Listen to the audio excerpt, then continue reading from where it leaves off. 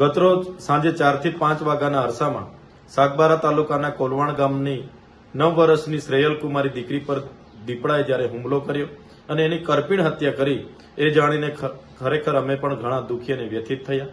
આજે પરિવારને સાંત્વના આપવા અને દીકરીની અંતિમ ક્રિયામાં જોડાઈને એમની આત્માને શાંતિ મળે એ પ્રાર્થના માટે અમે ત્યાં ગયા. ત્યારે ત્યાંના લોકોની રજૂઆતો અમને મળી કે અગાઉ પણ 3 લોકો પર દીપડાઓએ ત્યાં હુમલા કર્યા.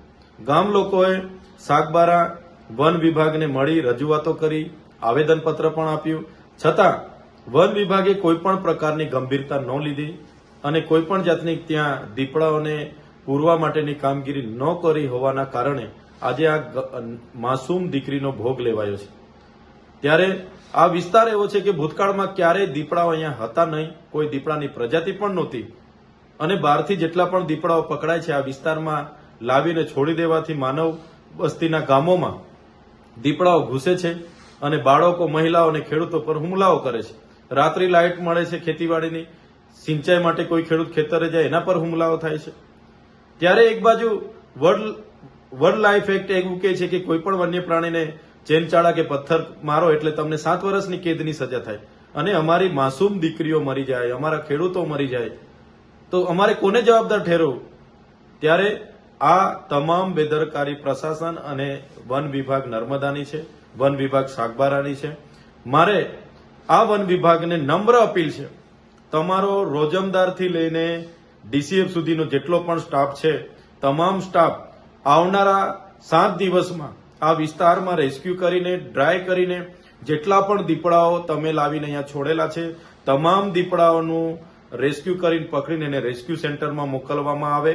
નહીં તો આવનારા દિવસોમાં કોઈ આવી ફરી કોઈ માસૂમ દીકરી કે દીકરાના ભોગ લેવાની ઘટનાઓ બનશે ત્યારે અમારે ના છૂટકે આ વિસ્તારમાં તમારી કચેરીઓ બંધ કરવાની ફરજ પડશે, ના છૂટકે પ્રશાસનની કચેરીઓ બંધ કરવાની ફરજ પડશે. એટલા માટે કે તમારા ભોગે હવે અમે અમારા નિર્દોષ લોકોનો જીવ આપવા માંગતા નથી. જે પણ આજની ઘટના ઘટી છે જે ખૂબ જ વ્યથિત કરનારી ઘટના છે, જેનો વસવસો અમને છે, એટલે પ્રશાસન આમાં ગંભીરતાથી કાર્યવાહી કરે અને એમની બેદરકારીના કારણે એક પરિવારની ફૂલ જેવી દીકરી ગુમાવેલી છે. આવનારા દિવસોમાં કોઈ નિર્દોષનો ભોગ નહીં લેવાય એ પ્રકારના પ્રયાસો પ્રશાસન અને નર્મદા વન વિભાગ કરે એવી હું અપીલ પણ કરું છું. એક્ટિવાથી લઈ જેસીબી સુધીના, ટૂંકમાં દરેક વાહનના અને દરેક કંપનીના, જી હા, દરેક કંપનીના અને દરેક સાઇઝના ટાયર એકદમ કિફાયતી ભાવમાં મળશે અને તે પણ આપણા છોટાઉદેપુરમાં.